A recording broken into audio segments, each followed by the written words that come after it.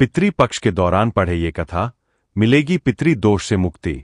हर व्यक्ति मातृ ऋण, पितृ ऋण, देव ऋण और ऋषि ऋण से जीवन के प्रत्येक स्तर पर जुड़ा रहता है। इन्हें चुकाना धर्म का आवश्यक अंग है। ऐसे में पितृ दोष से ये कथा आपकी के लिए लाभकारी हो सकती है। हिंदू धर्म में पितृपक्ष के 15 दिन अत्यंत महत्वपूर्ण माने जाते हैं। इस दौरान अपने पूर्वजों यानी पितरों के प्रति कृतज्ञता, सेवा और तर्पण करते हैं। बता दें कि हर साल आश्विन मास के कृष्ण पक्ष के साथ पितृपक्ष आरंभ हो जाते हैं, तो सर्वपितृ अमावस्या तिथि पर समाप्त होते हैं।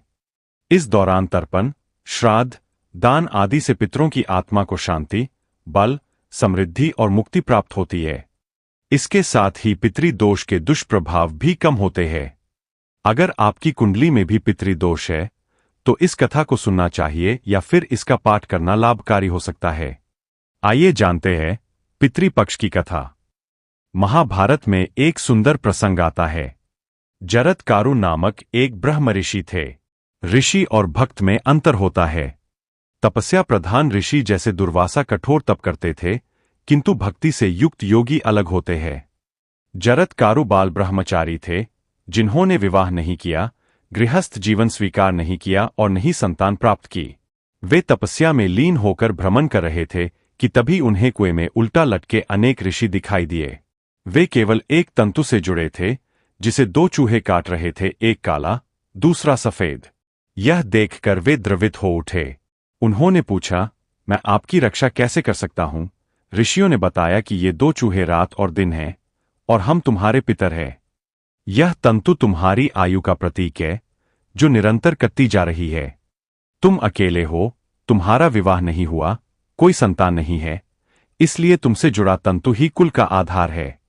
यदि तुम विवाह नहीं करोगे तो हम सब नर्क में गिर जाएंगे। यह दृश्य देखकर जरत्कारु चिंतित हुए। उन्होंने निश्चय किया कि वे विवाह करेंगे ताकि पितरों का उद्धार हो।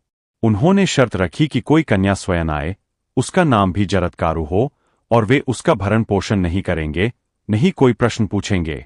तभी नागराज वासुकी अपनी बहन जरत्कारु को लेकर आए। उन्होंने कहा, हमारा सौभाग्य होगा यदि आप जैसे तपस्वी इसे स्वीकार करें। मैं स्वयं इसका भरण पोषण करूंगा और शास्त्र सम्मत आराधना में यह सदैव आपके धर्म का पालन करेगी, कभी कोई प्रश्न नहीं करेगी। जरत्कारु ने विवाह स्वीकार कर लिया। कुछ समय बाद एक संध्या काल में जब वे अपनी पत्नी की गोद में विश्राम कर रहे थे, तब संध्या का समय हो गया। संध्या काल में सोना, भोजन करना, स्वाध्याय करना वर्जित माना गया है। संध्या समय केवल भगवान का स्मरण ही करना चाहिए। पत्नी ने विचार किया कि यदि मैं उन्हें टोका तो वे नाराज होकर मुझे छोड़ देंगे, परंतु धर्म की रक्षा हेतु उसने उन्हें जगाया। जरत्कारु क्रोधित हुए और कहा कि तुमने हमें टोका, इसलिए मैं तुम्हें त्याग करता हूं। किंतु पत्नी ने विनम्रता से कहा, यदि आप संध्या अर्घ्य नहीं देंगे तो आपके जीवन भर की साधना में कलंक लग जाएगा। यह धर्म का सूक्ष्म विषय है, कृपया उठिए। उनकी भक्ति देखकर वे संध्या अर्घ्य देने उठ खड़े हुए। बाद में उनके वंश में आस्तिक मुनि का जन्म हुआ, जिन्होंने जन्मेजय का यज्ञ रोककर संसार को विनाश से बचाया। इस घटना से स्पष्ट है कि एक पितर की तृप्ति के लिए कितनी कठिनाइयों का सामना करना पड़ा।